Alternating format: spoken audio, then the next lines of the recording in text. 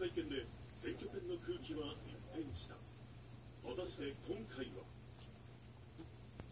今日の会見はかなり重要な会見になる。雰囲気がどちらに行くか。解散の大義は何か。総選挙の争点は何なのか。この後行われる会見が注目される。その安倍総理の会見が近づきつつあります。現在の総理官邸の様子はどうなっているんでしょうか。岩田さん、お願いします。